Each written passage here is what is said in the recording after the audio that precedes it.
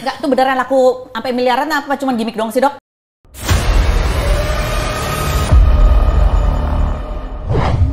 Aku kan anak Olimpiade Matematika dulu. Tapi aku tuh anak Olimpiade Matematika, cinta banget dengan matematika, juara 1 di matematika. Tapi aku harus buang matematika itu demi pengen jadi kaya. Jadi brandingnya Dr. Richard apa sih sebenarnya? Aku nggak butuh temen, Mbak Fen. Fanny Rose tau nggak? Cuma ada satu orang yang bisa buat Dr. Richard itu jatuh. Jatuh? Istriku. Tapi aku sudah membayangkan kalau istriku marah dan upload di media sosial, maka kayaknya aku akan rata sampai ke tanah. Apa yang terjadi di 1x24 jam itu? Apa yang dokter lihat, dokter rasakan, dokter dengar sehingga tiba-tiba sampai di titik kesadaran itu? Dan begitu ditutup trali itu, aku tuh sesak napas karena kan pengap dan panas banget. Dan aku tuh sampai ngomong dengan, aku shock banget. Orang-orang sudah ngomong, oh shock nih, Richard nih, shock nih, katanya kan. Sampingku pencopet, sebelah sini penjahat, gitu, pemerkosa, sebelah sini. Aku yang punya Athena Group bersama dengan mereka semua.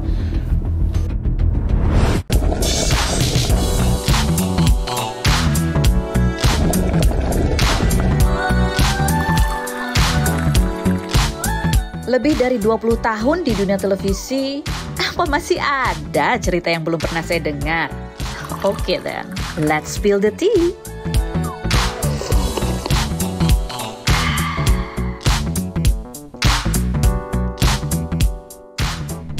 Spill the tea. Hai, hari ini kita kedatangan tamu ya seperti biasanya semuanya istimewa, tapi kali ini super duper yaitu Dr. Richard nih. Hai. Aku sebenarnya trauma loh ketemu Fanny Rose. promo YouTube-nya. Bukan, apa? Trauma. Tenang, situ nggak ada tangga, nggak ada wartawan, jadi nggak ada yang wawancara, nggak ada yang tiba-tiba fotonya. Pulang dari tempat Anda. Itu sampai jadi artikel ya. Sumpah. Jadi itu sebenarnya cerita tentang dokter kulit, kenapa kulitnya begitu itu adalah dari Rumpi ya. Dari ketemu Fanny Rose pas pulang, aku pikir kayaknya semua loh. Dr. Richard, Dinar Candy, semua yang keluar dari situ. Ini jangan-jangan ini pelaku ya, jangan. Aku udah bilang, tolong angle situ. Biasanya semua kelihatan tuh wajah-wajah yang. Jangan lupa HDR-nya ya, tinggiin ya, kontrasnya naikin. Kan judulnya No Secret. Iya, tapi itu juga salah satu yang mau kita bahas ya, Dok ya. Ini dokter, beban gak sih, Dok? Ini Dr. Richard udah terkenal sebagai dokter kulit 1 ya kan. 2, suka mereview produk-produk kosmetik ya. Sampai kemudian ada salah satunya yang berujung pada diamankan apa segala macam. 3, adalah seorang apa sih istilahnya, berarti podcaster juga ya, pewawancara juga, saingan maku ya. Terus habis gitu pas turun ada fotonya, terus disorot gitu kulitnya. Ini dokter kulit kok kulitnya begitu gitu. Beban gak sih buat seorang dokter? Beban sih sebenarnya. Okay. Jujur, yang mana yang terakhir kan, iya. yang kulit kan, itu iya, beban banget. Makanya kan dari dulu kan sebenarnya aku nggak mau jadi dokter kecantikan. Aku ngerasa passionku juga bukan di kecantikan awalnya. Awalnya itu kok aku tuh di dunia bisnis dan di dunia manajemen. 6 tahun kan di perusahaan kan. Yeah. Habis itu dipaksa istri untuk pindah ke kecantikan. Dan jadi lulusannya kan dokter nih. Dokter, habis itu tapi perdalamnya justru bisnis dan manajemen. Masuknya ke dokter perusahaan. Di dalam dokter perusahaan itu besarin klinik. Dari 1 klinik jadi 20 cabang klinik waktu di perusahaan tuh. Jadi lebih kayak, kepada office-nya ya? Betul. Aku juga ngerasa kayak aku tuh Dr. Richard itu mungkin banyak yang nggak tahu ya. Mungkin taunya itu Dr. Richard edukator ya. Dr. Richard tuh paling hebat di dunia meeting. Kalau di meja meeting itu otakku berputar banget, bagus banget, pengaturanku bagus, manajemenku bagus banget sebenarnya. Tapi mungkin nggak ada yang tahu karena nggak dikamerain. Iya. Makanya public speakingnya lancar banget ya kan. Dia ketika menjadi pewawancara juga lancar. Jadi jam terbangnya lebih banyaknya di situ justru. Justru di situ. Lalu keluar dari perusahaan, dipaksa istri masuk ke kecantikan. Kenapa keluar dari perusahaan? Sejujurnya, tapi kalau ceritanya panjang nanti di PHK sejujurnya. Kok aku ketawa? Ketawa apa? Karena kliniknya lagi gonjang-ganjing atau ada masalah? Karena aku berprestasi sekali. Prestasiku tuh luar biasa banget di perusahaan itu. Dari satu klinik jadi 20 klinik. Aku tuh anak kesayangan di perusahaan. Semua pimpinan tuh sayang banget dengan aku semuanya. Tapi pada suatu hari pimpinannya diganti. Seperti biasa kalau misalnya presidennya diganti, menterinya semua dibabat habis. Dan pada waktu itu aku anak kesayangan banget di presiden direktur sebelumnya, sehingga aku menjadi kayak benar-benar nggak disukai dan gagasanku semuanya kayak seolah-olah salah. Orang lama nih, ganti. Betul, mau diganti kayak gitu punya. Sehingga akhirnya aku di PHK, padahal aku cinta banget dengan perusahaanku yang lama. Oke, ini klinik apa sih? Klinik kecantikan atau klinik biasa? Bukan, klinik biasa. Oh, klinik biasa. Klinik Dokter biasa. umum, dokter apa gitu, Yes, gitu ya? di perusahaan, khusus untuk perusahaan. Tapi karyawannya itu nggak kaleng-kaleng ya, 16.000 ya. Jadi ini perusahaan besar. Jadi dokter itu bagian manajemennya? Oke. Dan yang ngebangunnya ya. Dan akhirnya pada waktu keluar itu aku sedih ya. Karena aku tuh bekerja itu selalu pakai cinta, selalu pakai hati ya. Sama. Itu yang buat aku itu bisa berada di titik seperti sekarang. Dan waktu dipindahin ke kecantikan, aku tuh ngerasa ini bukan passionku. Aku juga nggak pede, aku jelek. Aku sadar diri aku jelek. Nggak ada satupun yang ngomongin aku ganteng sampai aku lulus kuliah. Artinya tuh sampai aku jadi dokter punya duit tuh nggak ada yang ngomongnya kamu tuh ganteng. Kayak istrinya bilang ganteng. Ya cuma satu itu lah istri. Sama sekarang orang lihat, kalau jualan bermiliar-miliar, wah jadi tambah ganteng. Iya, karena ada duit dan karena ada fashion.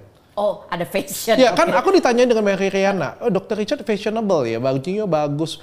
Aku pernah jawab berkali-kali, jadi ini bukan yang pertama kali aku ngomong diriku tuh jelek, enggak. Aku selalu ngomong, bajuku bagus, penampilanku nyentrik, itu akan untuk menutupi kekuranganku. Ya, karena aku sadar diri bahwa aku tuh jelek. Kalau jelek tuh relatif ya, tapi apa sebenarnya bikin nggak percaya diri? Dokter menganggap bahwa diri dokter tuh jelek tuh dari apanya? Kulitku tuh nggak mulus seperti orang lain. Kalau misalnya orang lain kan benar-benar kayak, kinclong banget ya. Karena aku kan dulu kan berjerawat parah, bopengan parah juga. Ya, jadi ini sudah banyak banget yang aku perbaikin dalam diriku. Tapi kan aku nggak sempurna seperti dokter-dokter kecantikan pada umumnya. Yang mulus banget kayak gitu. Itu yang buat aku tuh nggak pede. Sebetulnya. Ya, sehingga aku berusaha menutupin kekuranganku dari mungkin dari sisi yang lain. Misalnya berpenampilan yang jadi lebih baik, nggak gendut kayak gitu ya, terus rapi ya. Dan terawat sih sebenarnya. Walaupun kalau bekas jerawat tuh kan mau gimana ya? Ya, aku berusaha terawat ya demi untuk supaya pantas lah jadi dokter kecantikan gitu. Jadi itu ya dicabut dari dokter manajemen, masukin ke kecantikan. Nah itu terus gimana tuh adaptasinya pada saat itu? Kan bentrok nih. Nggak nyaman. Bahkan aku tuh nggak menguasai sama sekali, nggak pintar. Tapi aku berusaha pengen maju, mau nggak mau kan harus terima kenyataan kan bahwa kita sudah di dunia yang baru. Dan aku tuh waktu pegang Athena itu, aku pengen bikin Athena ini jadi brand besar karena aku orang manajemen kan. Aku pengen besarin Athena ini dan aku sebenarnya pengen buat istriku tuh terkenal. Jadi aku buatin. Nah itu sebenarnya dia duluan masuk TV. Sejujurnya. Jadi kayak aku tuh ngebuatin rancang sistem kayak gitu punya. Aku buat dia terkenal masuk TV, tapi memang dia ini kan public speaking-nya sebagus aku ya. Jadi waktu dia masuk TV, keluar biasa aja. Masuk TV keluar, satu hari tuh wartawan nanya kayak gini, dia nggak bisa jawab, aku yang jawab. Nah sejak saat itu nempel terus ke aku sampai sekarang. Kecanduan Mike. Oh gitu. Kenapa pengen istri yang terkenal? Karena dokter nggak percaya diri? Karena dia cantik. Karena aku jelek. Kita sadar diri, Bo. Dia memang cantik ya. Memang dia cocok jadi dokter kecantikan. Kalau dia yang terkenal, dia yang cantik ya wajar. Kalau aku kan nggak wajar menurutku ya. Jadi aku nggak pernah berpikir jadi dokter kecantikan. Dan sampai detik ini aku nggak pernah kayak, wah luar biasa ya dokter Richard tuh jadi dokter kecantikan yang terkenal di Indonesia. Aku cuma nggak nyangka banget. Nggak nyangka. Jadi oke. Berapa tahun akhirnya sampai dokter ini dari mulai awal berdirinya sampai titik ini tuh berapa tahun sih prosesnya tuh? Saya kuliah sampai detik ini berarti kurang lebih 13 tahun. Membangun Athena? Enggak, bangun Athenanya sekitar 7 tahun ya, kalau aku sendiri. Cepet ya? Sebenarnya cepet loh. Saya orang manajemen, Bu. Tolong dong dibantu. Iya. Ya orang kan ngelihat kayak gini ya, orang ngelihat itu Dr. Richard as a doctor ya, as an educator ya. Makanya aku tuh paling seneng pergi ke tempat yang kayak bisa ngeluarin sisi lain yang aku punya kayak gitu punya. Karena sebenarnya memang aku tuh pebisnis, aku tuh orang manajemen sebenarnya. Jadi ngapain kuliah kedokteran? Nah itu. Dipaksa ya? Enggak. Memang tadinya aku tuh pengen jadi orang kaya. Dan aku pikir jadi dokter tuh bisa jadi kaya, tapi ternyata salah. Ternyata salah. Ternyata salah. Bisnis yang bikin kaya. Betul. Kalau pengen jadi orang kaya, jangan jadi dokter. Ya, tapi dokter tidak akan datang ke tetangga ketok-ketok pinjem duit, nggak akan. Ya, tapi kalau mau jadi orang kaya, jadi pebisnis, satu lagi politikus. Ya, betul. Oke, nah sekarang akhirnya jadi arahnya kalau dokter ingin dikenal itu sebagai apa nih sekarang? Kalau dikenal sebagai tetap dokter kecantikan. Sekarang kan lebih ke entertainer ya. Sudah masuk ke dunia public figure lah ya. Karena kan podcast. Dulu kan 100% edukasi. Kalau sekarang ini 5% edukasi. Dulu tuh ya nggak 100% edukasi. Ya kira-kira 75% edukasi, 25% huru hara keributan. Aku Dia mau... tuh berani banget gitu nyebut brand, kontroversi gitu loh isinya. Aku mau bahas itu. Beberapa orang ngomong itu kontroversi. Ya. Kalau menurutku itu adalah perjuangan. Tergantung sudut pandang mana kita ngelihat. Kalau kita melihat ada sesuatu hal yang salah, nggak semua orang itu berani untuk berkata sesuatu untuk sesuatu yang baik ya. Tapi ketika kita berkata sesuatu hal yang baik, ya berani spill sesuatu, berani bersuara sesuatu, terus kita dibilang kontroversi, menurut saya itu juga tidak bijak. Tergantung konteksnya. Kalau konteksnya ini salah, oke. Aku setuju sih kalau misalnya ada orang yang bikin gara-gara di media sosial, tapi kayak nggak ada isinya. Tapi paling enggak aku buat gara-gara di media sosial atau di dunia perartisan ataupun apapun itu. Tapi kan masyarakat jadi tahu apa itu hidroquinon. Harus diakui, suka atau tidak suka. Dulu ya, orang tuh tahu merkuri itu nggak boleh. Tapi nggak tahu hidroquinon. Ya. Di detik sekarang, kamu tanya hidroquinon, orang tahu. Artinya itu karena siapa? Karena edukasinya. Karena aku berhasil kan? Dan itu berhasil salah satu kalau menurut aku ya. Jadi huru haranya ini ada baiknya juga. Karena orang jadi nengok. Karena kalau edukasi biasa aja, plain, belum tentu orang nengok. Gitu, yes. Kan? Jadi sebenarnya aku ngelihatnya dari sisi positif ya. Kalian boleh nilai, beberapa orang nilai nanti kontroversi. Tapi kalau nggak seperti ini, ya nobody knows. Sekarang pertanyaan saya kayak gini deh. Orang ngomong jangan pakai merkuri. Dari kapan sih kita dengar itu? Dari kecil. Sampai sekarang juga masih ada yang nggak percaya loh dok. Dari kecil kita sudah tahu bahwa nggak boleh pakai merkuri. Pertanyaannya, kamu tahu nggak yang mana yang merkuri itu? Nggak tahu. Iya kan? Nggak tahu. Karena aku hadir kan memberikan itu kan. Nah, musuhnya berapa sekarang? Banyak. Banyak ya. Tapi tahun ini tahunku yang menurutku tahun terbaikku lah ya. Kenapa? Kan tahun-tahun kemarin kan banyak banget masalah ya. Sebenarnya naik banget itu di 2018, 2019. 2020 tuh naik ya, tapi naiknya kan edukasi, benar-benar edukasi benar ya. Di 2020, 2022 kan ada permasalahan. Sebenarnya ada permasalahan 2018, 2020 tuh ada masalah tuh sepele.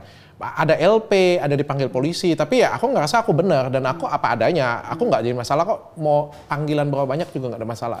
Cuma 2020 dan 2022 kan ketemu dengan AKP kan, itu yang membuatku terpukul banget. Kenapa? Apa yang membuat terpukul? Aku menang secara fakta, menang secara opini publik, tapi aku kalah secara hukum. Di situ aku baru sadar bahwa Anda punya duit aja itu nggak cukup. Anda harus punya koneksi, Anda harus punya kekuasaan, Anda harus punya yang lain dan sebagainya.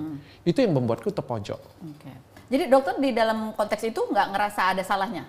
Memang nggak salah. Buktinya kan secara hukum aku sudah clear semuanya kan. Dan di 2023 kan dinyatakan bahwa Dr. Richard tidak pernah bersalah. Bahkan semua status tersangkaku pun juga dibubarkan. Barang sitaan pun itu disita dengan secara tidak layak. Itu secara hukum benar atau karena duit? Secara hukum. Asik kan pertanyaanku. Ini kalau tanya baik-baik saya bilang tuh, Bender sekarang baik-baik ya pertanyaannya.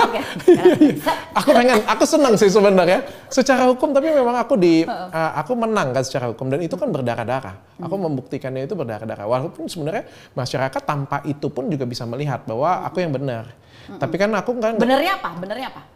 Masyarakat kan bisa nilai dari awal ya, apa yang ku review itu sesuatu hal yang benar. Produknya tapi kan yang dimasalahin sama KP waktu itu adalah kenapa nama dia dibawa-bawa, sementara dia merasa dia bukan brand ambassador, dia tidak ini, tidak itu gitu. Itu kan kata dia. Faktanya masyarakat kan juga nggak akan belain aku kalau misalnya nggak seperti itu. Itu bukan fakta kalau masyarakat belain. Fakta sesungguhnya fakta sepertinya dokter ya kan. Lihat bahwa dia memang endorse. Memang. Memang dia di endorse, memang dia duluan sebut nama aku kayak gitu, punya dia duluan yang sebut. Jadi ya masyarakat kan bisa nilai juga, masyarakat juga nggak bodoh. Pertanyaannya kayak gini, dia tuh lebih terkenal dari aku.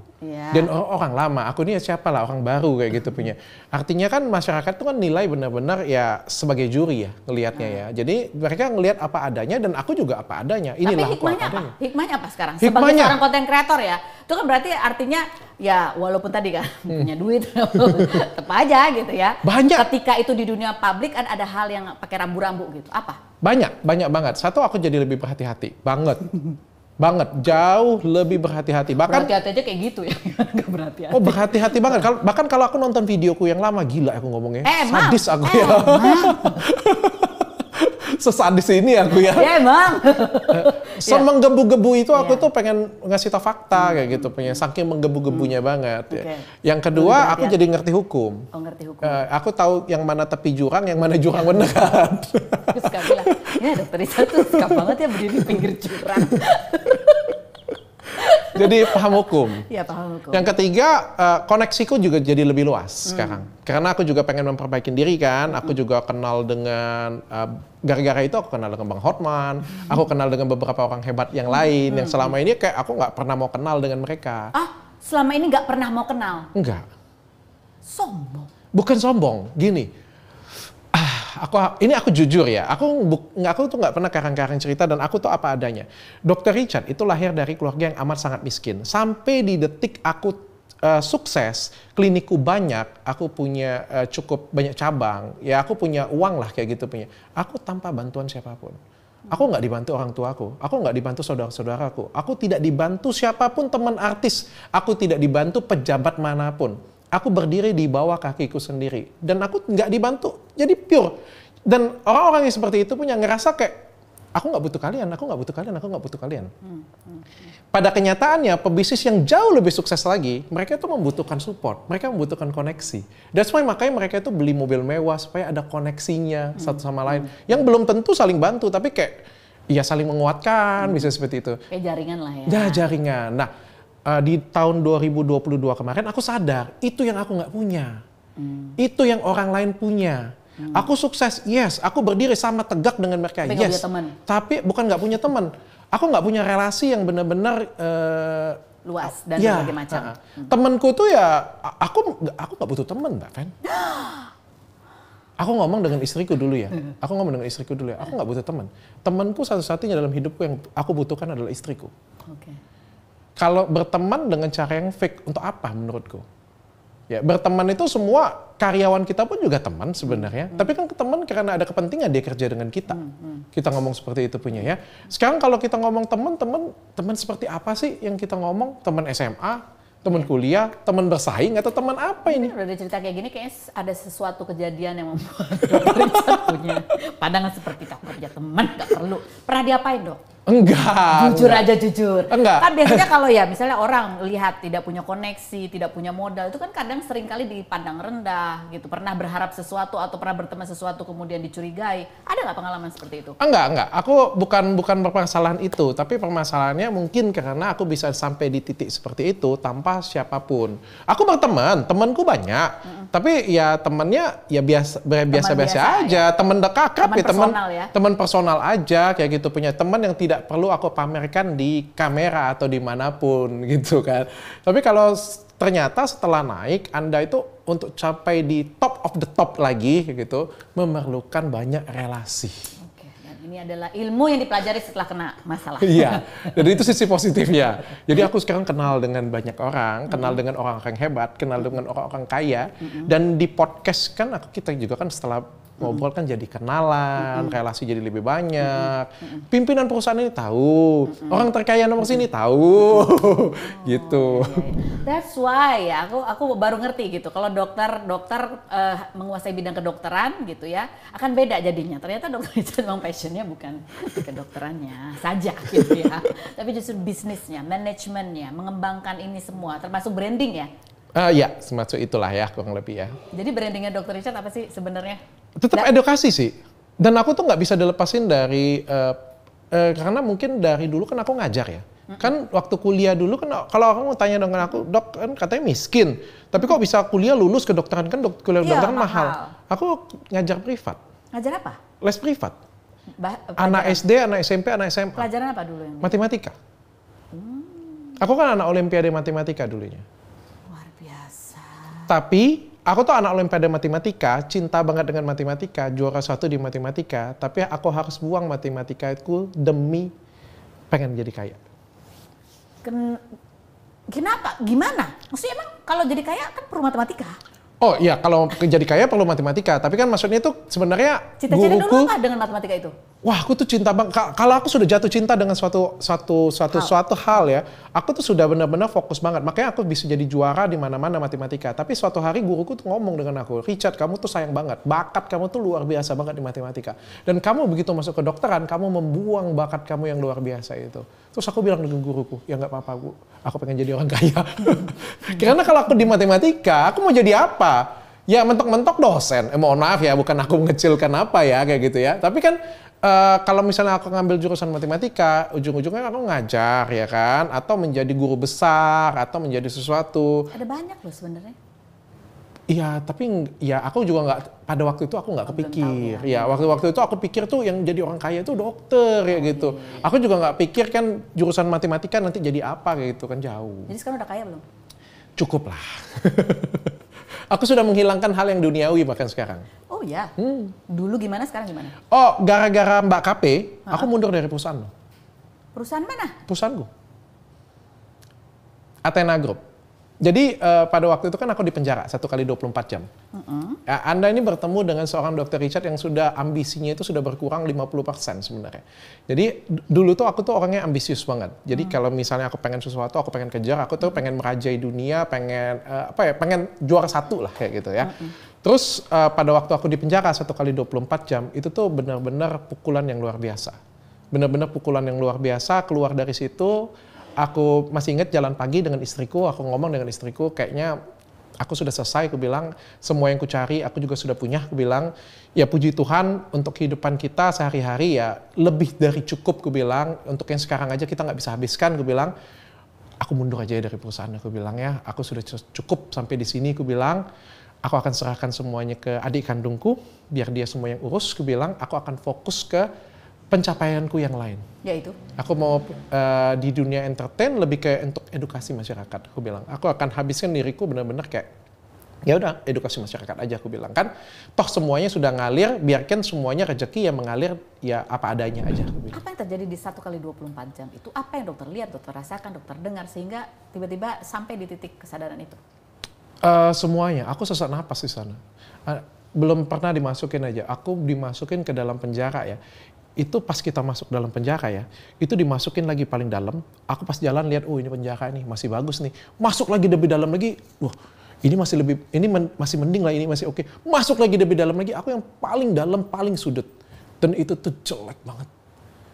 Jelek banget. Ini ruangan ini ya, 2 kali panjangnya dari sini ya, itu isi 80 orang. 80 orang dan ketika kita baring ya, itu nggak bisa semuanya baring. Berarti sebagian tuh duduk dengan baring. Duduk dengan berdiri. Dan begitu ditutup terali itu, aku tuh sesak napas karena kan pengap dan panas banget. Dan aku tuh sampai ngomong dengan, aku shock banget. Orang-orang sudah ngomong, oh shock nih, Richard nih, shock nih katanya kan. Sampingku pencopet, sebelah sini penjahat, itu pemerkosa, sebelah sini. Aku yang punya Athena Group bersama dengan mereka semua. Aku sampai ngomong, panggil petugas. Maksudku ya apapun yang bisa aku lakukan lah untuk. Nggak bisa katanya. Kapan petugasnya datang? Ya besok. Astaga. Bahkan manggil aja pun nggak bisa. Bukan kayak di rumah sakit pencet, panggil datang. Bahkan mereka pun datang kalau mereka mau datang saja. Jadi merasa nggak berdaya. Dan sudah selesai, aku duduk. Disuruh tidur dulu. Aku duduk, aku berusaha menenangkan diri, aku tarik napas, aku lihat jam, terus aku ngomong, Richard, kamu harus terima kenyataan ini. Kamu harus berdamai dengan semuanya, supaya kamu bisa hidup. Kalau enggak, kamu enggak akan bisa hidup. Kamu harus berdamai dan terima ini apa adanya. Ya, bahwa inilah yang akan kamu jalanin ke depan. Pikiranku ini akan panjang di penjara ini. Aku terima, aku berusaha tidur, 5 menit sekali aku bangun, nggak bisa tidur. Dan percaya nggak, setelah selesai jam 4 pagi, aku mandi. The one and only orang yang mandi di penjara situ, nggak ada pintu, aku mandi, aku skincarean di situ.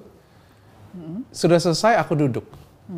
Merenung, entar lagi dipindahin penjara. Dipindahin penjara yang lebih layak akhirnya.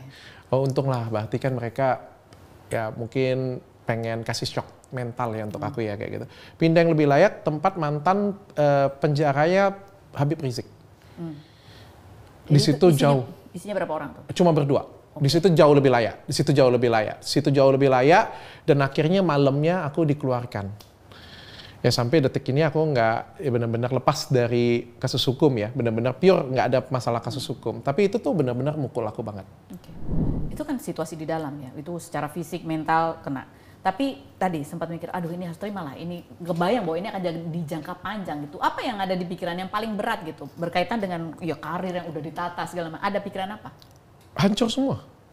Mau ngomong apa lagi? Kalau misalnya kita masuk ke hotel ya, check in itu ada check out ya. Kalau ini kita masuk penjara nggak kita check out ya. Ngerasa kayak ini kapan check outnya? Iya gitu ya? ada check innya kapan, check outnya kapan. Ya harus berdamai mau nggak mau. Kita nggak tahu kita di penjara berapa lama. Jadi udah kebayang bahwa oh hancur nih semua nih, reputasi hancur gitu. Yang aku bayangkan adalah aku percaya bahwa aku tuh orangnya naif kan, bahwa aku tuh percaya bahwa kalau misalnya benar itu benar, kalau misalnya kebenaran tuh di atas segalanya, aku pasti akan menemukan kebenaranku. Tapi ini kan butuh perjuangan yang lebih berat lagi. Ketika mereka mempenjarakanku di sana, artinya kan mereka berusaha tekan mentalku juga, sehingga aku juga jadi tidak bisa berpikir dengan baik. Ya di situ ya. Jadi kayak aku punya ketakutan, aku punya segalanya di situ kan. Tapi aku berusaha tenang di situ. Bahkan Takut apa? takut nggak bisa keluar dong, nomor satu itu. Udah tuh ya kebebasan itu. Aku panggil pengacaraku, meeting di situ punya, aku bilang, aku masih bisa berpikir loh, tanya, aku sepenjara dengan dia. Aku masih bisa berpikir dengan lurus, bikin strategi, di mana semua orang nggak bisa bikin strategi. Seorang Dr. Richard masih bisa duduk, atur strategi dengan baik, bagaimana caranya supaya ini bisa penangguhan, bisa selesai kayak gitu punya. Entah mau minta maaf, entah apapun itu, pokoknya masih buat strategi. Dan masih skincarean. Masih skincarean. Skincare yang kutinggalin di penjara tuh masih penuh loh. Dan itu yang paling mahal loh. Sekarang udah habis kayaknya. Ditanya mau bawa pulang nggak? Gak usah. Gak usah, aku bilang. Astaga. Jadi sebenarnya udah nggak di Athena lagi ya? Udah fokusnya udah nggak ngembangin klinik ya sekarang ya? Tetap punya aku. Tapi, tapi keluar dari manajemen. Benar-benar nggak ada di manajemen. Benar-benar nggak ada. Saham Bahkan aja. nama pun nggak ada kayak gitu. Nama pun nggak ada. Mereka report aja bahwa. Tapi strateginya masih dikerjain sama Dr. Richard? Garis besar. Garis besar. Haluannya mau kemana sih? Kayak gitu punya. Okay. Jadi kayak meeting tahunan aku pasti diundang kayak gitu punya untuk kasih tahu arah kita mau ke sini nih kayak gitu. Kita segmen kita ini, arah kita ini, sisanya manajemen profesional semuanya. Jadi sekarang lebih ke fokus ke dunia entertain untuk bisa mengedukasi juga, sekaligus juga jualan skincare sama menolong janda-janda terlantar itu. Tapi kalau ngomong-ngomong kayak gini ya, orang kan ngomong ke podcast ya sebenarnya. Ke podcastnya sebenarnya edukasi juga. Karena Mbak Feni mungkin nggak pernah ngerasain ngomong di depan kamera, inilah dia 5 tips, 10 tips kayak gitu ya. Itu naik banget, jutaan viewersnya. Tapi pada suatu hari ketika kamu ngomong seperti itu, nggak ada yang nonton. Karena memang dunia itu sudah berubah. Edukasi ini sudah berubah. Dulu edukasi yang lagi marak ini. Edukasi ke depan kan bulan depan kan belum tentu itu. Tahun depan kan hype-nya berbeda. Jadi mau nggak mau aku harus berubah, beradaptasi. Dan beradaptasi adalah dengan cara podcast. Oke. Edukasi apa dari podcast itu yang disampaikan? Oh banyak. Jadi kalau daripada kita ngomong 5 tips kayak gitu punya, ngobrol seperti ini kan bisa ngasih tips untuk masyarakat. Tips seputar apa nih? Kita ngomong podcast seperti ini ya, kalau narasumbernya itu baik ya, berkualitas, kasih sesuatu, bahkan yang jelek sekalipun itu bisa kasih pelajaran kok untuk masyarakat. Misalnya kalau kita ngomong seputar kehidupan ya? Ya, tentang kehidupan, cara pandang kehidupan, atau yang lain, cara pandang kita sesuatu tentang suatu masalah, tentang suatu perceraian, ada pesan yang pengen disampaikan. Kita harus datangkan Venirus ke podcast saya. Supaya kita mencari sisi positif dari beliau. Ya, ini emang aduh. Kita harus pelajarin sisi positif komunikasi rumah tangga dari beliau. Pertama kamu datang dia. Pertama kamu datang dia. Wah, menarik ya, bermetamorfosa dengan sangat cepat ini seorang Dr. Richard ya. Beradaptasi. Nah kalau soal skincare, nah ini juga jadi beban nggak? Ya kan kemarin mereview skincare orang. Terus sekarang, bukan sekarang sih, dari dulu juga punya produk ya kan, baik yang itu dalam label dokter gitu kan, sampai sekarang gitu kan. Setahu aku ya, skincare tuh kadang-kadang cocok-cocokan juga ya sama orang ya. Beban nggak sih ketika ada yang nggak cocok, terus dokter Richard punya nih. Atau ya kemudian ada persaingan dari yang balas dendam. Nggak ada masalah, buktinya itu kamera wartawan kan adalah salah satu bentuk persaingan. Mungkin setelah ini Mbak Feni Rose ingin membuat skincare pasti kan. Nggak berani, takut. Karena aku bukan dokter jadi serang. Apalagi manusia seperti aku yang biasa aja. Tapi nggak ada masalah sih sebenarnya. Aku nggak ada masalah. Dan menurutku skincare itu bukan cocok-cocokan ya. Skincare itu sebenarnya menemukan permasalahan yang tepat, bukan cocok-cocokan. Ya, ketika misalnya kayak gini, Mbak Feni Rose pengennya bakso. Ya. Saya kasih bakso, cocok atau nggak cocok? Cocok ya. Kalau Mbak Feni Rose pengen bakso, saya kasih pizza, cocok nggak? Itu bukan nggak cocok. Permintaannya nggak sesuai dengan apa yang dikasih, tidak tepat. Anda punya permasalahan wajah seperti ini, dikasih seperti itu, nggak cocok bilang, itu bukan nggak cocok. Nggak sesuai dengan apa yang kita butuhkan, itu yang lebih tepat. Mantap. Oke, pertanyaan selanjutnya. Nggak, tuh beneran laku sampai miliaran apa cuma gimmick doang sih, Dok? Faktanya seperti itu. Faktanya Seperti itu. Aku juga kaget. Sejujurnya aku juga kaget. Sok kaget gini. Kok bisa sih? Aku 2 jam ngomong meniran, nyampe gitu. Kita harus belajar strateginya nih. Anda kalau jualan manajemen dan marketing. Yes. Anda kalau jualan gosip mungkin laku. Karena kan personal brandingnya dulu. Oh, personal brandingnya. Iya. Okay, kan Dr. Richard kan personal brandingnya memang skincare. Orang lihat muka aku aja skincare. Iya. Sampai ada kayak teman-temanku tuh ngomong, siapa sih yang tahu Dr. Richard ini? Dulu ya. Yeah. 2021 ke belakang, siapa yang tahu Dr. Richard ini? Selagi wanita masih pakai skincare, pasti tahu Dr. Richard. Mudah-mudahan lah ya. Pasti tahu kalau mau pakai skincare, karena kan review skincare abal-abal kan benchmarknya pada waktu Dr. Richard ya. Wanita pakai skincare mungkin tahu Dr. Richard, tapi kalau laki-laki enggak. Makanya di 2022 kan kita mulai podcastnya, podcast dukun, podcast ini, podcast itu untuk menggali sisi-sisi yang lain ya. Memperlebar market nih ya. Ya akhirnya 2023 cerai tahu, ya kan, adik angkat tahu, kamera wartawan tahu, ya akhirnya jadi yang lebih melebar kan kemana-mana kan. Tapi kan orang tetap kenalnya sebagai dokter kecantikan. Oke, jadi aku udah tahu ya bahwa podcast ini adalah sebuah strategi untuk memperluas market. Bener nggak? Bener. Keren Fakta. banget. Ini aku belajar dari ini. Jadi produk yang dibawa bisnisnya adalah tetap bungkusnya kecantikan ya, dalam bentuk skincare gitu ya. Ini podcast apa segala macam adalah untuk branding dan memperluas market. Betul, memang fakta. Itu yang fakta. Tapi kan kita nggak mengada-ngada. Itu yang terjadi dalam diri kita. Contohnya kayak gini. Nggak, ini dilakukan secara sadar atau nggak sadar? Sadar dan tidak sadar. Sadar dan tidak sadar. Bagian dari strategi dan tidak bagian dari strategi. Ya, bagian dari strategi yang mana, yang tidak bagian dari strategi yang mana? Bagian dari strategi adalah kita memang pengen memperluas jangkauan. Tapi tidak bagian dari strategi adalah kita nggak tahu bahwa efeknya akan seperti itu. Kita nggak tahu bahwa rekrut Inara efeknya akan jadi seperti itu, kayak gitu. Kita nggak perkirakan itu, kita nggak kalkulasi sampai sedetail itu. Tapi memang kita pengen memperluas pengembangan jangkauan. Contohnya kayak gini, Feni Rose misalnya sebagai bawa host gosip kayak gitu. Tapi ternyata Anda bisa juga sebagai motivator. Tapi kan nggak pernah ada di kamerain, ya kan? Maka kita buatlah dari sisi itu 7 kali Anda bawa host, 1 kalinya sebagai motivator. Kan Dr. Richard, orang tahu nggak? Orang nggak tahu aku ada duit. Orang nggak tahu aku punya apa, gitu. Karena aku selalu ke kamera 5 tips, ini tips, ini tips. Orang nggak tahu aku banyak duit, ya kan? Akhirnya aku apa adanya. Oke, ini adalah rumahku. Orang jadi paling nggak tahu. Akhirnya orang mengagumi. Wah, Dr. Richard sukses. Aku pengen jadi kayak Dr. Richard. Tambah jangkauan 1. Oke, aku bilang, wah aku sayang istri kayak gini. Wah, aku kagum nih. Ini sosok suami yang sayang istri nih. Oke, tambah lagi jangkauan yang 1 lagi. Tambah lagi brandingnya. Iya. Bukan. Tapi kan apa adanya. Oh iya. Tapi kan memang itu kita apa adanya. Betul. Terus bagi kita ada motivasi, misalnya diundang ke acara bisnis misalnya ya, kita videoin gitu kan. Oh, oke, Anda sebagai ini. Kalau orang dulu nggak ada yang tahu, aku tuh cuma tahu edukator doang. Orang nggak tahu aku punya bisnis.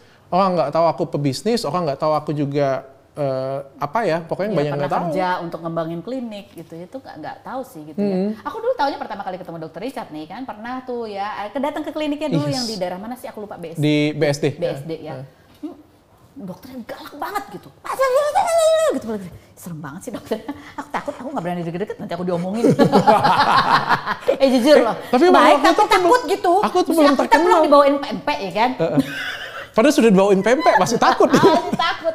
Galak banget. Abis itu ribut waktu itu gara-gara itu apa sih sebenarnya, ada acara dia ngundang Aldi CJR. Oh gitu, iya. Makin takut nih kayak kalau dia nggak berkenan kita diomongin di sosial media.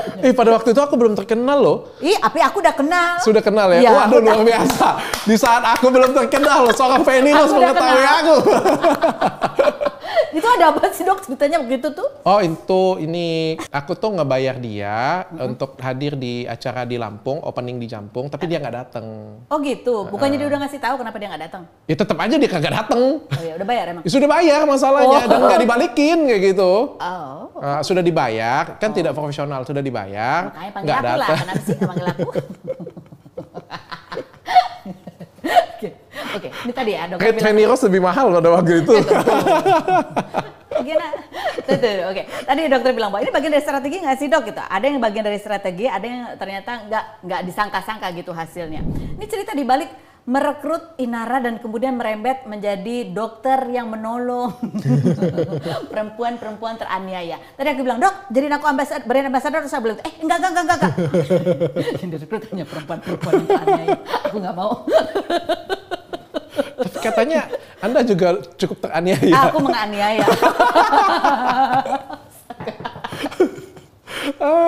Dok, ya apa cerita di balik itu pada saat itu? Sampai dokter tuh nggak nyangka, tapi kan pasti ada kalkulasinya. Aku sebagai seorang podcaster itu kan cuma cari berita aja pokoknya kan, yang apa yang viral kan. Sudah ngundang Inara, tapi aku tuh nggak nyangka pada waktu itu kan Inaranya sendiri yang datang ke aku, Ustadz Dery telepon minta bantuan dan pada waktu itu istriku yang ngomong.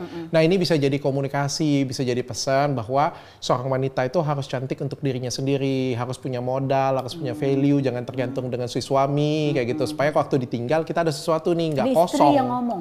Istri yang ngomong. Istri yang kasih tahu aku. Nah, pada waktu istri ngomong seperti itu, aku kembangin, coba kembangin. Dan itu deg-degan banget, karena kan dia buka cadar tuh. Di mana-mana kalau di Indonesia kan soal agama itu kan agak serem ya Bun ya. Agak deg-degan juga. Ini brand yang aku bangun sekian lama, gila loh, ke atas jadi tanah loh gara-gara masalah agama kayak gini punya. Makanya minta tolong Pak Ustadz Dery datang ya. Kalau Pak Ustadz Dery nggak datang, aku nggak mau kompres datang pada waktu itu. Dan ternyata meledak. Meledaknya itu luar biasa banget dan itu nggak diperkirakan. Yang distrategikan itu adalah waktu Inge datang, kan pilihannya adalah mau dijadikan dia brand ambassador atau dijadikan dia sesuatu. Aku berpikir ini kan anak S2, pinter dibandingkan maksudnya punya talenta lah kayak gitu kan. Nah kenapa nggak aku tuh meng-hire dia sebagai direktur marketing? Oke, ini direktur marketing beneran atau cuma label doang? Beneran, dikit lah. Ya tapi ada tim maksudnya. Iya. Tapi dia itu biasa sih, biasa. Ya, berarti dia endorsement dari tim marketing. Ini namanya muncul tapi ada support. Ya, tapi aku ngebalut. Ya, itu kan sebenarnya kalau kita ngelihat as a business ya, itu sesuatu hal yang jenius sebenarnya. Jadi dia tuh brand ambassador, tapi dalam sisi direktur marketing kayak gitu punya. Karena kan tidak akan ada nada dua kali hasilnya sama bagusnya. Inara dan Inge kan sama nadanya, ya kan nggak mungkin. Tapi kan dibuat sesuatu yang lain, tapi ternyata kan berhasil. Nah itu namanya kita set. Itu kan pakai strategi. Tapi memang iya juga, iya pakai strategi kalau itu. Tapi kan memang kita angkat dia juga sebagai direktur marketing juga gitu. Ya, tapi menarik loh, deg-degan. Oh dokter Richard bisa deg-degan, berdiri di pinggir jurang. Ya tapi setuju. Sebenarnya deg-degannya tuh. Itu karena ketika ya Inara itu kan sesuatu yang ya ramai, sempat pro dan kontra gitu ya. Serem Bun soal agama gila. Iya tapi berani loh, akhirnya tuh berani itu kan. Ya pilihannya antara iya berani lakukan sama enggak gitu. Tapi apa yang memperkuat untuk lebih condong ke arah ya lakukan? Atau karena ada Ustadz Dery? Pak Ustadz. Ada itu? Pak Ustadz. Atau ada pertimbangan lain? Pak Ustadz meyakinkan bahwa ini oke, aman. Ini juga hukumnya sunnah ya, kalau nggak salah hukumnya sunnah juga. Dia juga meyakinkan dan beliau menemani. Jadi aku percaya diri aja gitu. Dan aku nggak mau digoreng kemana-mana, makanya kita bikin skrip ngomong kayak gitu, punya siapa duluan yang ngomong, tata cara ngomongnya, supaya nggak digoreng kemana-mana. Itu dokter juga yang bikin strateginya? Yes. Keren sekali, luar biasa. Dokter nggak ada yang pengen merekrut menjadi seorang jurkam politik itu gimana sih? Mungkin setelah nonton podcast ini, kayak misalnya pada waktu di Kompres itu kan, aku juga pas di awal itu nggak boleh langsung buka. Di awal kan kita harus kasih tahu pesan dulu, kayak pesan istriku tuh disampaikan dengan baik dulu semuanya. Dikomunikasikan dengan baik bahwa jadi wanita harus punya value, jadi wanita harus punya sesuatu. Cantik itu nggak boleh kalau kan ditanya, cantik, Anda klinik kecantikan. Ya demi suami. Cantik itu untuk diri kita sendiri. Nanti kalau kita sudah cantik, impact-nya ke suami itu puji Tuhan namanya. Tapi untuk diri kita sendiri, nggak ada kita belajar. Belajar untuk siapa? Oh, untuk orang tua. No, belajar untuk diri kita sendiri. Tapi kalau misalnya kita pintar, kita jadi seorang yang bangga orang tua, itu benar. Kesini dulu ya. Ya, jadi jangan dibalik kayak gitu punya. Nah itu aku sampaikan dulu ke masyarakat. Habis masyarakat selesai, aku kasih penghargaan ke beliau karena beliau sebagai simbol. Lalu beliau buka cadar. Nah ini kan jadi pas nih, agak netral nih. Jadi kita ngasih alasan, terus dia juga membuka cadar dia. Jadi nggak jadi kontroversi. Tapi apa yang terjadi kalau misalnya sebaliknya? Dia datang, oke, saya buka dan kita bekerja kayak gitu punya kan chaos jadinya.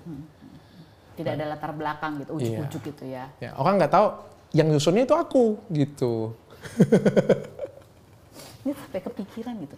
Sampai bisa itu dari istrinya ya. Padahal kan maksudnya Inara tuh pada saat itu masih pakai cadar. Oh enggak, kalau suruh buka cadar enggak dari istriku. Dari Inaranya sendiri yang mau. Tapi kayak pesannya yang disampaikan itu dari istriku. Oh iya ya, karena kan ini memang ya kaitannya memang ya klinik kecantikan gitu kan, dan produk kecantikan ya. Ya kita juga harus fair ngomongnya kayak gimana ya. Aku sih sebenarnya nggak ada masalah. Sebenarnya kalau misalnya Inara pun ngomong, Blok aku tetap pakai cadar ya. Aku nggak ada masalah. Sumpah demi Tuhan aku tidak ada masalah. Selama Pak Ustadz Dery ngomong, Dr. Richard tolong bantu orang ini, ya, orang ini susah, aku pasti akan siap Pak Ustadz. Pasti akan ngomong seperti itu. Walaupun dia ngomong tidak akan lepas cadarnya. Tapi pada waktu itu beliau sendiri ngomong dia akan lepas. Ya udah, itu kan haknya dia juga ya. Dan aku juga ngomong ya ada benernya. Karena kalau kita ngomong kerja di public figure, bekerja, kita tuh butuh identitas. Dan suka atau tidak suka, wajah ini adalah identitas. Iya. Ya itu kan ya paling mudah terlihat soalnya. Iya. Jadi ya mau atau nggak mau kayak gitu. Tapi kalau nggak mau pun juga nggak apa-apa, aku nggak paksa. Dibayar mahal banget pasti ya? Asik kan? Cukup lah. Aku meniru dokter Richard kan. Berapa bayar? 1 miliar? Kita kan, miliar? ini kan guruku. Terus dia bilang katanya, aku nonton Mbak Vida dari kecil. Apa dari kecil? Aku jadi kayak merasa Ya, aku panutanku Feni Rose loh. Panutanku tuh kalau misalnya podcast ya, aku tuh punya DNA Feni Rose dan Najwa Shihab. Dijadiin satu. DNA. Astaga, DNA salmon. Bayar mahal nggak? Cukup lah, cukup. Atau ada persentase juga? Secara bisnis nggak ada? Enggak. Jadi putus? Putus. Tapi impact-nya gede banget? Impact-nya gede. Secara bisnis ya? Kalau kita ngomongin omset nggak juga sih sebenarnya. Kan dari dulu juga Athena itu sudah dikenal. Cuma nambah jangkauan, berubah image, iya. Oh, 1 berubah image. 2 mungkin awareness-nya lebih. Awareness-nya lebih ini, ya. Tapi kalau penjualan? Sama aja. Lalu itu kalau lewat TikTok bisa miliaran, itu bukan karena, itu karena apa? Karena aku. Aku juga sombong. Enggak, sombong kalau bener memang nggak apa-apa. Iya. Tapi pada kenyataannya memang kayak gitu. Tau nggak? Aku kasih tau strategi ya. Iya. Ini kita belajar. Anda kan belajar TikTok Shop juga kan? Iya, betul sekali. Oke. Aku akan kasih tau kayak gini. Gimana? Karena aku adalah orang strategi, ya. Yes. Jadi kebayang nggak kalau misalnya orang lain, aku sudah pernah live dengan siapapun, dengan Inara berdua sudah pernah, dengan Lady Nayon sudah pernah, dengan siapapun juga sudah dengan pernah. Aku belum ya. Dengan Mbak Feni belum pernah. Tapi orang check out kalau lihat aku dan percaya dengan aku. Oke. Sedangkan ada afiliator lain, aku nggak sebut namanya, Dia mungkin dia pintar, dia cerdas karena dia bukan dokter, sehingga dia menggandeng orang lain untuk menutupi kekurangannya dia. Oke, viewersnya tinggi, dia bisa check out, saingin aku punya. Oke, artinya kan dia mengerti kekurangan dan kelebihan dia. Aku mengerti kekurangan dan kelebihanku. Orang check out bukan karena orang di sampingku, tapi karena aku. Tapi orang nonton butuh gimmick. Makanya pada waktu ulang tahun Athena kemarin kalau dilihat itu Inara, Inge, dan Lady Nayawan itu di belakang. Tidak di sampingku. Kenapa? Karena setiap orang ada duduk di sampingku itu menghalau check out. Memperlambat durasi check out. Kok bisa kalau di samping? Itu fakta. Di samping? Kalau di sampingku, semua orang yang duduk di sampingku itu yang dari check outnya cepat kayak gini jadi kayak gini. Kenapa tuh kira-kira? Karena konsentrasiku terpecah. Dia ikut ngomong kan? Oh, jadi kurang. Jadi misalnya harusnya tadi gini, ini gitu ya? Iya, kan kalau misalnya kita berdua di sini kan, Anda nggak ngomong sendirian, saya nggak ngomong sendirian, kita bagian, kayak gitu kan. Kalau aku di depan kamera, aku ngomong sendirian, orang akan lebih cepat untuk check out. Tapi ketika ada orang di sampingku, kan bagian. Bagian ini kan konsentrasinya juga ya? Pesan kurang fokus. Terpecah, ya kan kalau kita ngomong strateginya, akhirnya peluang check outnya juga akan lebih rendah. Tapi aku butuh viewers, dan aku butuh sesuatu untuk dilihat. Mereka tetap penting banget. Mereka penting banget, apalagi mereka adalah orang-orang yang di tahun 2023 ini kan banyak terlibat dalam kehidupanku. Makanya mereka harus ada. Tapi mereka menjadi supporter kan pada waktu itu. Itulah strateginya. Kenapa aku bisa capai 41 miliar.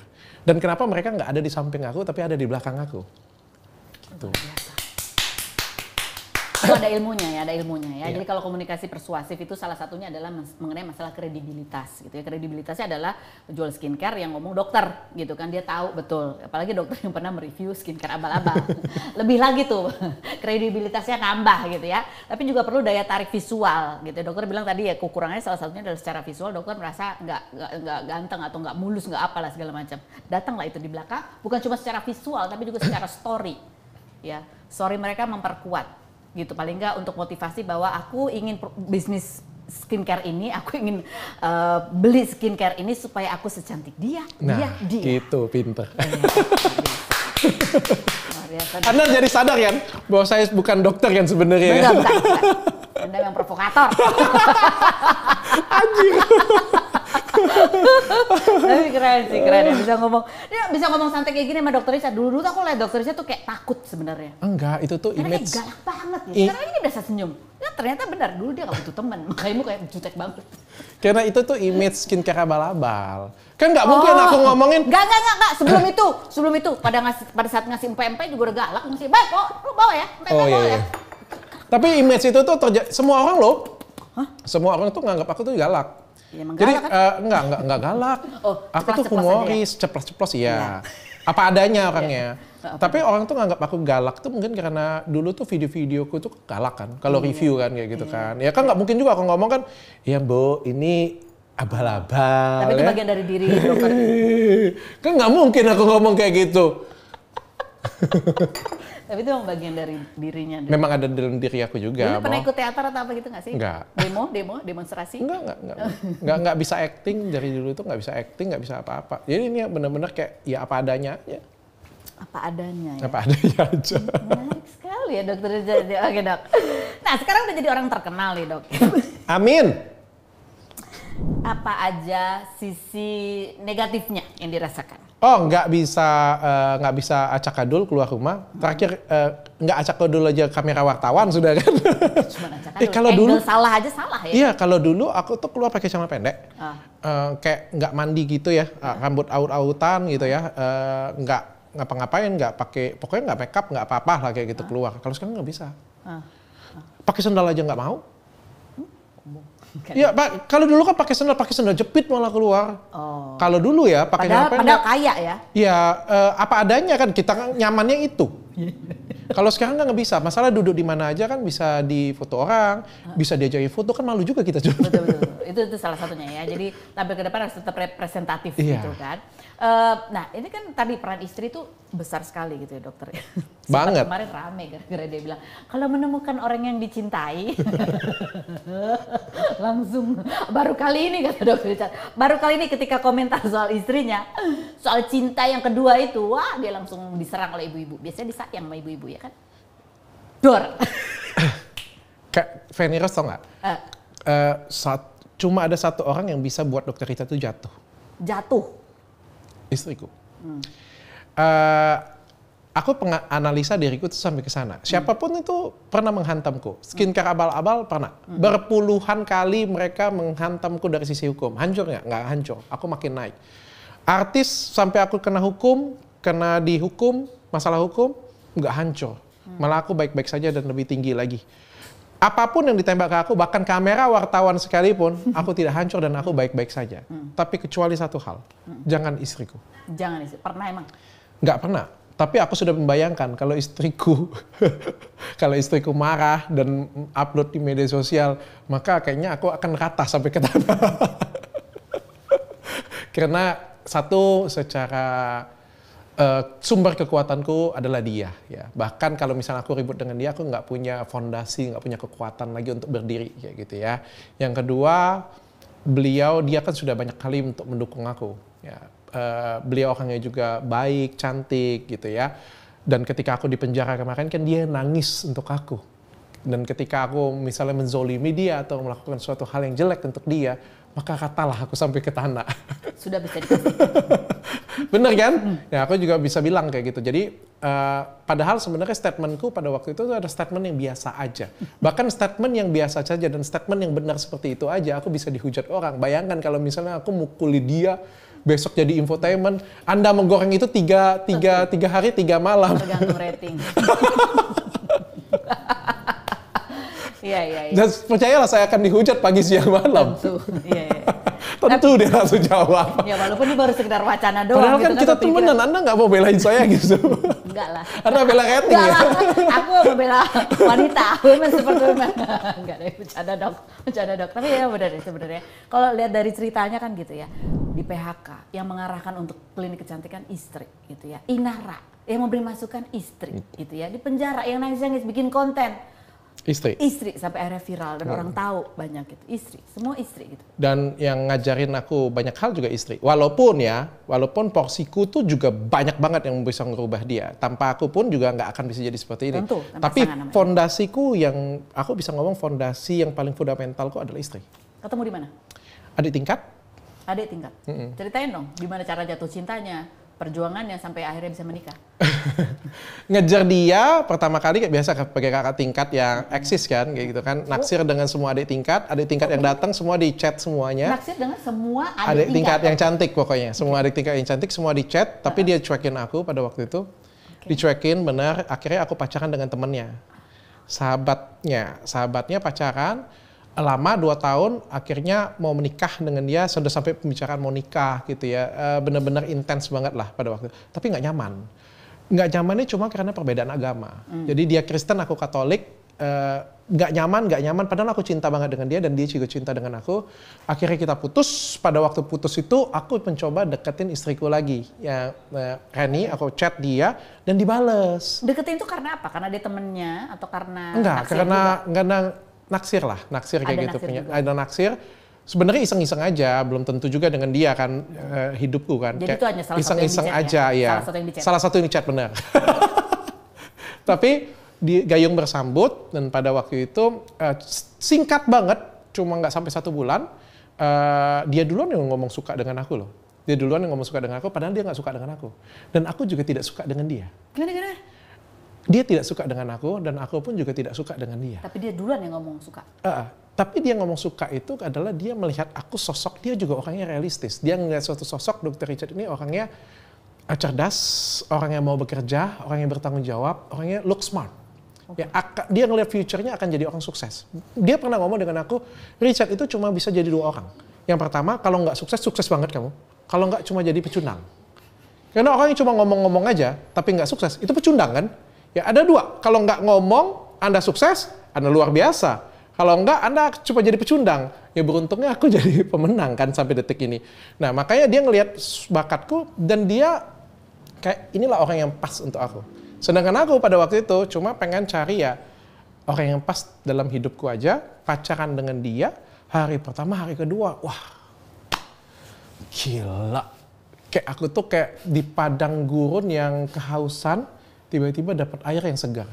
Di mana mantanku yang dulu setiap hari kita ribut, setiap hari kita berantem, padahal aku cinta loh.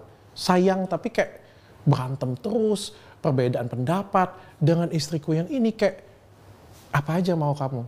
Oke, aku ikut. Apa aja? Oke, aku ikut. Aku tuh ngerasa kayak, ini adalah orang yang pas dalam hidup aku. Padahal nggak suka. belum cinta gitu ya? Iya, tapi aku ngerasa paling nyaman dan aku tuh ngerasa kayak gini. Aku kan pengen jadi orang kaya, aku pengen jadi orang sukses. Ya. Aku tuh mau seorang yang bisa nemenin aku, bukan orang kaya, tapi orang yang akan nemenin aku ke depan. Aku tidak mau keluarga yang menarik aku ke bawah. Keluarga itu kan ada macam-macam, ada yang tukang minjem duit, ada yang tukang macam-macam lah kayak gitu. Di sisi keluarga dia luar biasa. Dia punya keluarga yang benar-benar orang tuanya support, sayang aku, support dan nggak pernah gangguin aku kayak gitu, tapi tetap support. Mereka nggak kaya, tapi juga mereka nggak pernah merongrong sesuatu. Adik-adiknya juga seperti itu, keluarganya juga seperti itu, dan semuanya tuh baik seperti dia. Jadi aku nggak ngerasa, oke. Dan dia juga kayak narik aku juga bukan narik, sini kamu, duduk di sini kayak gitu. Nggak kayak gitu. Aku tuh orang yang paling nurut dengan dia, paling mendengarkan dia, tapi di sisi lain dia tidak pernah bentok seperti ini. Caranya gimana dia? Sampai dokter Richard mungkin boleh bisa tanya dengan dia ya. Jadi kayak aku tuh ngerasa nyaman banget. Bahkan ketika aku bilang aku mau A ya, dia nggak setuju dengan A tersebut. Dia mencari jalan yang lain sehingga akhirnya aku ganti A ini dan ganti A. Enggak pernah ditelaah gimana caranya dia sampai bisa merubah keputusan dokter Richard? Mungkin itu suatu perjalanan yang panjang. Karena dia harus bisa membuktikan dulu bahwa pandangan dia itu layak untuk aku dengarkan. Aku kan orang dominan. Ya. Orang dominan yang ngerasa apalagi dirinya itu manajemen, berhasil, sukses, pasti kan ngerasa keputusanku tepat. Ya kan? Dia harus bisa buktikan bahwa diri dia lebih dari benar. Nah, yang bisa dia buktikan adalah dia itu lurus, dia itu baik. Ngerti nggak? Jadi ketika aku bikin strategi, ya begitu aku bikin strategi, dia selalu ngomong, nanti kayak gini ya, kayak gitu punya ya. Misalnya nih ya, aku bilang, misalnya ada sesuatu yang aku pengen bantu ya, dulu banget ya, bukan sekarang ya.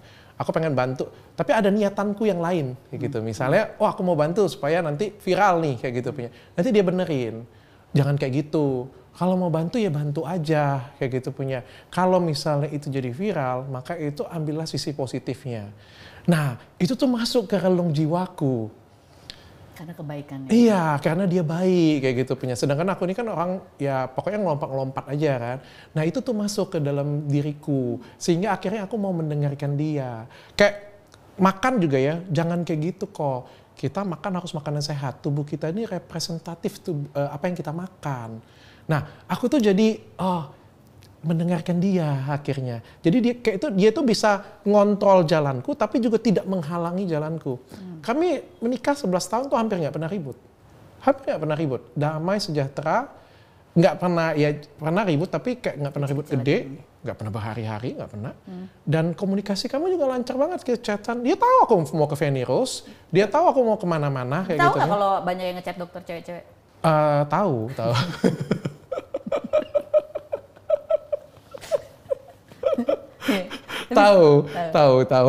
Ya tahu lah, itu kan tantangan ke depan ya. Salah satu tantangan ketika semakin terkenal orang tahu dokter punya duit. Bukan cuma itu ya, kalau misalnya kita ngomong seorang pebisnis terkenal, punya ada duit juga ya, itu kan tantangan ya bagi seorang istri ya sebenarnya. Dan cobaan untuk seorang suami. Tapi dia orangnya nggak cemburuan. Dia orangnya cemburuan, orangnya terbuka juga. Percaya nggak? Aduh, kalau ditanya ya, dia bilang dengan aku ya, kalau misalnya aku cheating atau selingkuh kayak gitu punya ya, tau nggak pandangan dia apa soal selingkuh? Apa? Bukannya kamu jahat, kamu ini, bukan dia mau ngelempar aku barang, bukan. Dia ngomong apa? Ya kalau kamu cheating, kamu selingkuh, berarti kamu jahat dengan diri kamu sendiri. Kamu melakukan dosa dengan diri kamu sendiri. Kamu itu tidak baik dengan diri kamu sendiri, bukan kan dengan aku. Kenapa dengan itu? Kamu merusak dirimu sendiri. Bahwa kamu itu merusak moral kamu sendiri, bukan ke aku. Sebenarnya kamu tuh jahat dengan dirimu sendiri. Sampai selevel itu loh. Luar biasa. Beda kan cara pandangnya kan? Tapi aku setuju ya. Dia bilang tadi hanya ada dua nih, dokter Richard akan jadi sukses banget atau cuma jadi loser karena ngomong doang. Ya itu sebenarnya karena ada istrinya dia bisa sukses. Amin. Coba kalau enggak, dia banyak niat-niat yang lain soalnya.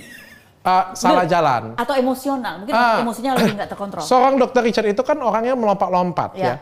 Alik tulip ya, selalu pengen dari 1 pengennya 10 pengennya 100 kayak gitu punya. Nah orangnya seperti ini punya, kalau salah jalan akan kemana-mana. Ya. Tapi kalau jalannya benar akan sampai sukses ya. Nah dia itu buat mengontrol jalanku. Dia adalah anchorku, aku bilang. Ya. Kalau dia di posisiku, dia nggak akan bisa.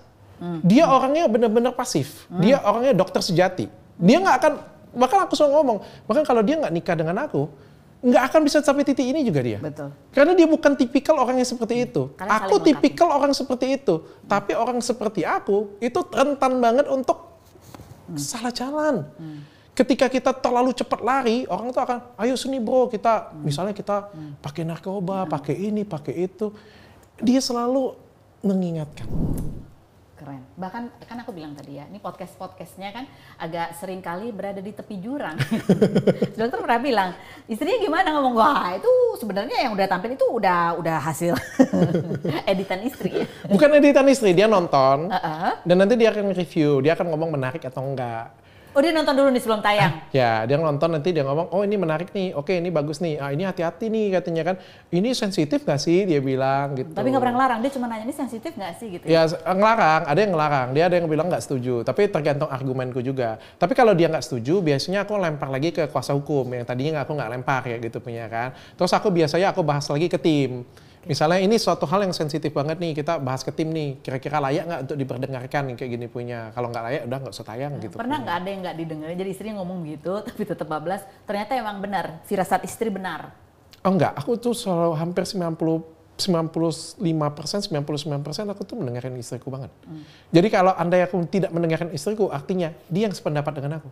Oh gitu, oke baiklah. Kami selalu ya satu bulat lah, satu pendapat kayak gitu. Itu gimana prosesnya? Kadang-kadang kita lihat kan podcastnya Dokter Richard ya malam ini ngobrol gitu ya, besok paginya. Ritme kerjanya gimana itu bikin podcast? Oh kita, kan kita bikin pertanyaan aja tuh bisa tukar pendapat loh. Gimana? Kita bikin pertanyaan itu bisa tukar pendapat. Jadi kayak misalnya dari sudut pandang misalnya, kita mau buat pertanyaan ini temanku yang satu ini dengan, makanya timku cuma satu kan, cuma satu dengan istriku. Ini teman dari sel penjara itu? Iya. serius sih. Iya memang iya. Dia ngapain di penjara? Memang karena dia yang buatnya. Dia buat penjara, dia yang menyebabkan Dokter Richard masuk penjara. Ya seperti itulah kira-kira. Sebenarnya tuh dia. Yang apa? Sebenarnya itu kalau kita ngomong yang benar-benar, sebenarnya itu dia. Cuma permasalahannya si artisnya kan kagak ngincer dia. Ngincernya kan gue.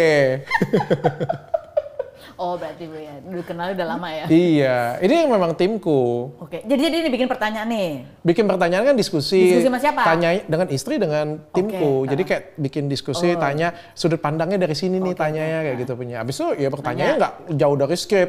Kalau jauh dari skrip nanti aku juga akan tahu ini sensitif nih. Lempar, coba dengerin dulu deh ini deh. Oke nggak kayak gitu punya. Gitu. Jadi hari itu juga langsung dengerin, terus langsung tayang? Besok kan biasanya. Besok ya. Luar biasa loh. Jadi pendapatan terbesar dapat dari mana dok? Yang jelas nggak dari TikTok. Hah? Jadi? Dari perusahaan dong. Aku nggak pernah cari duit dari YouTube, aku nggak cari duit dari Instagram, dan nggak cari duit dari TikTok. Meskipun aku dapat duit, aku dapat duit. Yeah. Aku dari YouTube kan ada AdSense, ya kan? Jadi misalnya dari perusahaan. Skincare. Perusahaan, ya. Skincare. Dari skincare, klinik. sama dari klinik juga. Pabrik. Oh oke. Pabrik. Oh punya pabrik juga. Ada pabrik skincare, ada 23 cabang klinik, ada brand skincare-nya juga, ada packaging juga, ada perusahaan packaging, ada digital printing juga. Konglomerat ya. Amin. Apa itu namanya? Makanya ngomongnya grup, Athena Group makanya. Enggak, aku itu ngomongnya. dalam waktu 7 tahun tuh. Punya pabrik, punya packaging, punya inu. 7 tahun dong. Athena 10 tahun, tapi 7 tahun aku benar-benar fokus pegangnya. Pabriknya di tahun keberapa? Oh baru tahun ini launching. Oh. Baru tahun packagingnya? Ini packagingnya baru tahun kemarin. Itu udah termasuk dalam plannya Dokter Richard? Yes, kita sudah 5 tahun ke depan pun ada blueprintnya. Oh tolong bikinin bisnis plan aku dong. Karena Mbak Feni kan bukan orang manajemen. Iya emang sih. Dan orang kan nggak kelihatan aku orang manajemen Ini kayak kita gitu. buka Jadi di nggak sini. tahu. Spill the tea-nya di sini. Aku tuh orang manajemen dan aku tuh ngerekrut orang-orang yang memang berbakat. Kita kan bisa bikin. Aku bisa kasih tahu nih 5 tahun lagi ke depan mau kayak gini nih. Mereka akan siapin blueprintnya. Oh, gitu. jadi dokter yang mau nanti orang-orang yang punya keahlian ini yang bikin blueprint. Iya dong, kita harus bikin perusahaan profesional. Kalau nggak capek. Aku pikir dokter yang bikin sendiri bisnis plan-nya, enggak? Enggak dong. Jadi Harus ada secara profesional bisnis, semua. belajar bisnisnya Gede enggak? banget, Athena tuh sudah gede banget. Bahkan satu orang itu nggak bisa ngatur Athena. Gede, Ya. sudah terlalu luas banget sehingga kita tuh butuh tim yang benar-benar profesional. Jadi benar-benar ada HRD-nya. HRD pun ngomongnya itu bukan HRD biasa, HRD corporate. Akuntannya itu juga akuntan corporate. Kita bicara sekarang nih, tapi kan dulunya nih sebelum jadi ini kan dari orang kecil, dari kecil-kecilan. Dia tuh bikin sendiri bisnis plan-nya. Bikin sendiri bisnis plan sampai detik sekarang. Kalau sekarang mereka sudah jalan, tapi kan ACC tetap aku. Enggak, belajar dari mana bikin bisnis plan? Kuliah di Sinarmas 6 tahun. Oh kuliah? Emang kuliah? Enggak lah. Ya belajar dari dokter perusahaan itu 6 tahun. Oh dia pinter berarti. Makanya orang tanya ya, Dok kenapa Mami Louise live-nya setiap hari? Ya. Kan? Kocun live-nya setiap hari. Ya. Dr. Richard 41 miliar, kenapa nggak live setiap hari? Ya. Kenapa? Ya, gila lu perusahaan gue banyak. Kalau gue cuma live terus setiap hari, bangkrut lah perusahaan gue gila. Ya tidak perlu setiap hari, tapi orang tahu itu tadi kredibilitasnya. 2 memang aku nggak sanggup. Mereka itu kan memang itu periuk nasinya kan itu. Ya kalau mereka nggak live ya nggak dapet dong kayak gitu. Ini live buat apa dok? Achievement nomor 1. Eksistensi, achievement, ya memang itu ada sarana juga ngebuka jalan ya. Oh, ngebuka jalan untuk? Ya tadinya aku tuh mau kasih staff, cuma kan bagaimanapun juga kalau kayak suatu usaha yang baru itu leader harus di depan. Jadi aku duluan di depan gitu. Nanti ke depan. Mau bikin apa ini dengan TikTok ini? Mau bikin studio sendiri, afiliator sendiri. Sudah buat juga. MCN sudah buat. Oh itu belum disebut ya. MCN juga sudah buat juga. Bu kalau di Athena itu ya setiap bulan buat perusahaan baru Bu. Pusing kalau di situ. Luar bioskop ya. Jadi sekarang punya pabrik. Ibu juga harus berpikir bisnis Bu. Ya tolong deh bantuin ya. Aku kan orangnya. Karena kan kita di dunia entertainment ini kan nggak ada yang tahu ya. Betul. Hari ini kita nanti aku ada. Ampun. Tolong ya kalau sampai gagal berarti salah dia. Nanti aku akan viralin. Hah, Dokter Richard. Dok, keren banget sih, keren banget. Amin. Thank you. Ini kita belajar lebih dalam lagi gitu tentang strategi-strategi yang dilakukan oleh Dokter Richard. Kalau kita cuma lihat dari luarnya doang, Dokter Richard begini, ternyata itu adalah bagian dari strategi. Walaupun kadang-kadang impact-nya itu ada yang direncanakan, ada yang nggak nyangka gitu ya. Semua pasti kayak gitu. Bisa lebih besar, bisa lebih ternyata nggak impact. Banyak. Banyak yang nggak impact. Banyak. Contohnya yang nggak impact, yang nggak sesuai dengan ekspektasi apa? Bagi-bagi brosur, bikin acara TV, pernah? Nggak ada hasil. Nggak di acara aku sih soalnya. Bikin usaha ditutup aja pernah loh. Usaha apa? Usaha F&B di mall. Yelah. Semua yang di mall itu pasti teriak-teriak semua. Makanya aku tahu semua yang di mall itu untungnya kecil semua itu. Makanya ketika ada keributan antara jualan offline dan online.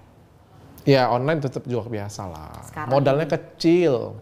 Kalau sekarang ini ya. Ya modalnya nggak ada tapi penghasilannya besar kan itu suatu hal yang menarik banget. Jadi intinya adalah biar apapun itu namanya harus tetap dibikinin plan begitu ya. Plan jangka panjang, jangka pendek, jangka panjang. Harus. Gitu ya. Setiap yang dilakukan itu ada kalkulasinya, ada hitung-hitungannya. Semua mau bisnis mau dalam kehidupan semua harus punya. Jadi sekarang asetnya Dokter Richard ada berapa triliun? Jujurnya tidak pernah berhitung. Asik!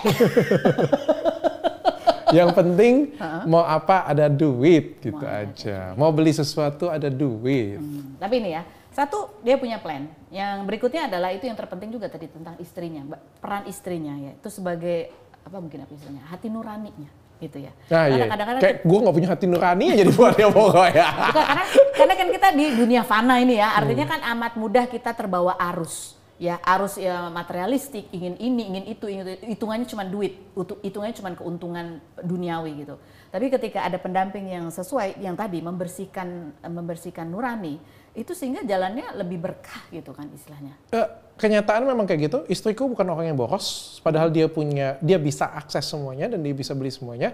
Bahkan sampai sekarang dia nggak punya Birkin. Padahal dia bisa beli aja tapi dia ngerasa bersalah. Tapi karena dia hemat, aku lebih boros daripada dia. Tapi karena dia hemat, aku pun juga jadi nggak terbawa kayak gitu. Kan dibandingkan dengan orang-orang lain yang aku ngomong yang satu kelompok lah ya, satu kelompok sebagai yang punya grup apa kayak gitu punya ya. Kan lebih head on, lebih ini, lebih itu. Bahkan yang di bawah kami pun lebih luar biasa banget. Padahal nggak sebanding kayak gitu punya. Tapi Istriku nggak mau. Enggak dok, ini aku tanya nih ya, ini kan kita kan lihat ada beberapa pengusaha-pengusaha skincare yang kalau kita lihat tadi ya secara sosial media itu hidupnya hedon gitu ya, segala macam gitu. Nah aku ini menjadi pertanyaan, aku rasa ini juga pertanyaan banyak orang. Emang iya segitunya atau enggak segitunya? Bu, pencitraan yang paling berat adalah pencitraan uang. Kamu akan capek. Kamu bayangin ya, kalau kamu pencitraannya itu memang personal brandingnya kaya, kamu harus buat konten ke Plaza Indonesia. Dan setiap kali satu kontenmu itu seharga 40 juta, 100 juta. Capek, kita itu melelahkan. Kayakah dia? Kalau dia sudah bisa beli 40 juta, 100 juta, dia pasti kaya. Tapi sekaya apa dia, tabungannya dengan apa yang dia belanjain, itu sesuatu hal yang berbeda. Misalnya orang punya tabungan kayak gini, yang dibelanjain kayak gini. Dengan yang punya tabungan kayak gini, yang dibelanjain kayak gini, itu kan beda. Dia mampu. Tapi sebenarnya ketika kita tanyain, misalnya kita mau investasi nih, investasi berapa? 50 miliar. Aduh, belum nyampe lah ke sana. Tapi belanjaannya gila-gilaan. Kan nggak begitu pas kita ngeliat kayak gitu. Jadi jualan skincare bisa beli private jet nggak? Bisa, kalau misalnya fokus bisa. Kita ngomong MS Glow, Fokus? bisa kok. Bisa. Bisa. Senyum. Bisa. Berapa Bisa. tahun? 5 tahun, 7 tahun bisa pasti. 5 tahun, 7 tahun? Bisa? Bisa. Dengan syarat? Ya benar, cash flow-nya benar. Oh tapi bisa ya? Bisa. Tapi dalam waktu 5 tahun? Bisa. Cash flow-nya benar? Masalahnya mau atau enggak aja. Oh fokus ke tujuannya. Mau atau enggak, tujuannya apa? Tujuannya mau beli private jet apa? Kalau mau beli, untuk apa? Misalnya aku mau beli ya, aku aja sampai sekarang, kok enggak? Aku tuh kalau pergi kan berangkat naik bisnis kan. Istriku kalau kemana-mana naik ekonomi loh. Kecuali sama aku. Kalau sama aku dia selalu bisnis. Ya iyalah. Tapi kalau dia, dokter di bisnis istri di ekonomi. aku tanya dengan asistenku, dia medical check up di Singapura. Istriku naik apa? Ekonomi. Gila loh, humble banget bini gue. Karena istriku tuh ngerasa kayak nggak penting, nggak perlu menghambur-hamburkan. Kalau kamu punya private jet, ini bukan cuma private jet, kamu harus sewa lahannya, kamu harus bayar pilotnya, kamu harus bayar ininya, kamu harus bayar biaya parkirnya, ikhlasnya. Jadi kaya, definisi kaya seorang dokter Richard saat ini adalah? Kaya hati. Bisa bantu banyak orang, bisa nolong banyak orang, bisa kasih edukasi, bisa kasih manfaat untuk orang lain. Makanya di bagian bukuku yang paling terakhir adalah, bab paling terakhir adalah, apa yang kita cari, apa yang seorang dokter Richard lakukan sekarang adalah ngasih value untuk orang lain. Kalau dulu? Cari duit. Dulu targetnya kaya itu adalah? Duit. Punya duit berapa dulu? Pokoknya miliar-miliar lah, ratusan miliar, triliunan itu sudah kaya lah kayak gitu. Kalau sekarang yang penting punya value sih, kasih value ke orang lain. Jadi kalau dari definisi dulu, sekarang udah kaya? Amin. Dok, terima kasih. Dr. Richard nggak dikenal sebagai orang kaya loh. Iya. Ya, menjadi catatan. Dr. Richard kalau misalnya ada yang top 1, family 100 kayak. Dr. Richard, pandangan tentang Dr. Richard nomor 1 pasti edukator dan skincare. Bukan itu brandingnya. Bukan itu brandingnya. Tapi kalau misalnya kita ngomong ada duit, tetap pasti ada 10 besar pasti ada. Oke. Brandingnya Dr. Richard adalah penolong. Janda. Itu masuk juga. Entah di nomor berapa aku nggak tahu. Dok, makasih banyak untuk obrolannya. Seru banget obrolannya. Kita bisa tahu dapur-dapurnya Dr. Richard sebagai seorang yang berstrategi, begitu ya. Dan ya, dulu awalnya aku tahu dia galak, sekarang ternyata nggak, murah senyum. Jadi kita temenan sekarang. Kita berteman. Terima kasih dok. Sama-sama. Terima kasih buat semua Spill the Tea.